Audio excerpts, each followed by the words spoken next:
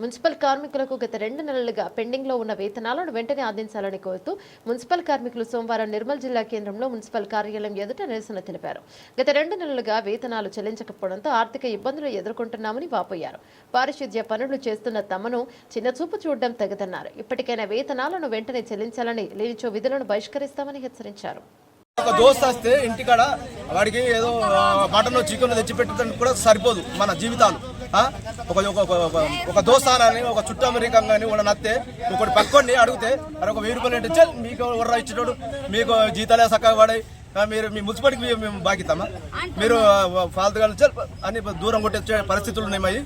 మరి ఇంతకంటే ఏం లేదు. మేము మా సార్నిస్ వాడితేనే మేము విధుల్లోకి వెళ్తామని చెప్పి మేము సార్కు పోయి మర్ర చెప్పడం జరుగుతుంది. మరి అంతది ఒకటే మాట ప్రతి ఒక్కరిది అందరిది. మా 1000-2000 సార్ పండుగ జరుపుకోవచ్చా?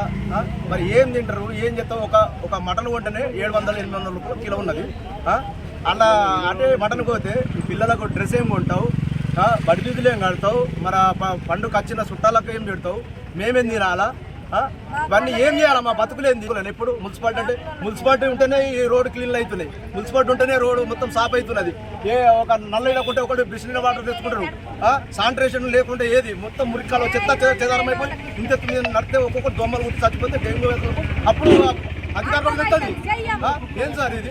ఇంత నిర్లక్ష్యం చేస్తే మమ్మల్ని ఎప్పుడు రోడ్డు మీకు వచ్చేది చేస్తారు మమ్మల్ని. ఒక డిస్ప్లిన్ కడతాలపై అంటే డిష్ కూడా కట్ చేసిపోతున్నాడు, కట్టు ఎత్తలేడు.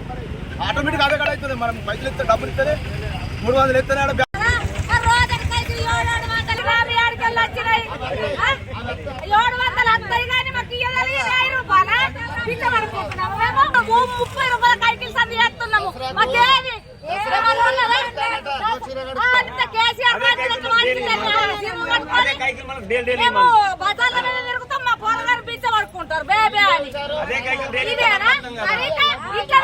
మున్సిపాలిటీలో ప్రతి ఒక్క మున్సిపాలిటీ